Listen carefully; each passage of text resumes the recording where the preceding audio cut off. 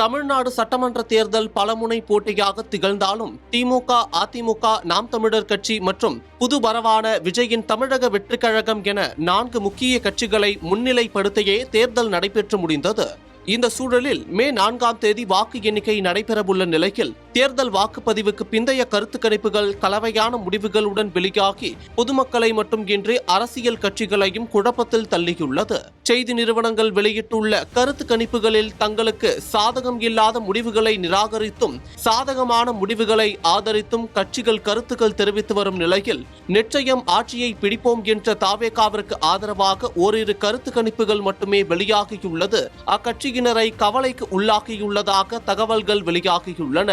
ஆனால் தாவேகாவிற்கு குறைந்தது 15 முதல் 20 தொகுதிகள் வரைக்கும், அதிகபட்சம் 100 முதல் 120 தொகுதிகள் வரைக்கும் கிடைக்கும் என கருத்துக்கள் வெளியாகியுள்ளதை வைத்து பார்த்தால் 2026 சட்டமன்ற தேர்தல் முடிவுகள் தமிழ்நாட்டில் தொங்கு சட்டசபை அமைய வழிவகை செய்யும் என தாவேகா தரப்பு கணித்துள்ளதாக தகவல் வெளியாகியுள்ளது.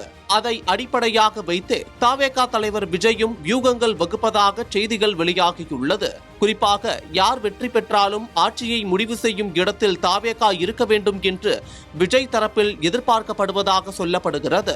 அதன் எதிரொலியாகவே தமிழக வெற்றிக் கழக தலைவர் விஜய் தனது கட்சி வேட்பாளர்களுடன் ஆலோசனை கூட்டம் நடத்தியதாகவும் சொல்லப்படுகிறது. கூட்டத்தில் பேசிய விஜய், தேர்தலில் வெற்றி பெற்ற பிறகு என்னுடன் நீங்கள் இருப்பீர்களா என வேட்பாளர்களிடம் விஜய் நேரடியாகவே கேட்டதாக தகவல் வெளியாகியுள்ளது.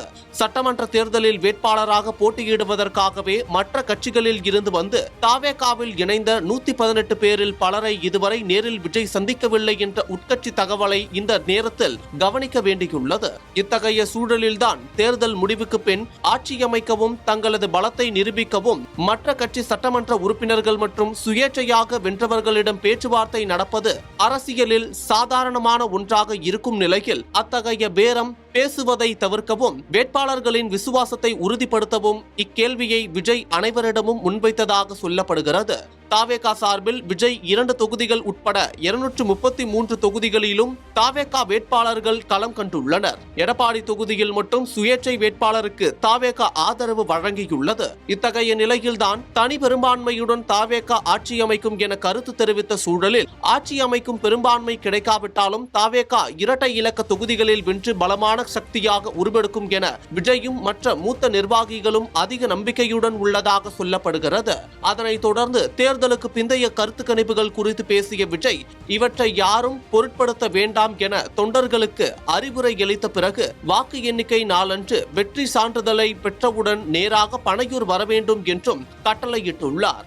இது கட்சியின் புதிய வேட்பாளர்களுக்கும் தலைமைக்கும் இடையிலான இடைவெளியை குறைக்கவும் தேர்தல் முடிவுக்கு பின் கட்சி சிதறாமல் இருக்கவும் ஆலோசனை கூட்டத்தை ஒரு தற்காப்பு அரணாக விஜய் கையாளுவதாகவே பார்க்கப்படுகிறது. தாவேகாவின் கணிப்பின்படி திமுக மற்றும் அதிமுகவிற்கு தனி பெரும்பான்மை கிடைக்காத பட்சத்தில் தமிழ்நாட்டில் தொங்கு சட்டசபை அமைந்தால் தாவேகாவின் ஆதரவின்றி எந்த கட்சியும் ஆட்சி அமைக்க முடியாது என்ற நிலையை உருவாக்கி கிங் மேக்கர் எனப்படும் இடத்திற்கு தாவேகா நகர வேண்டும் என்று விஜய் திட்டமிடுவதாக தகவல்கள் வெளியாகியுள்ளது.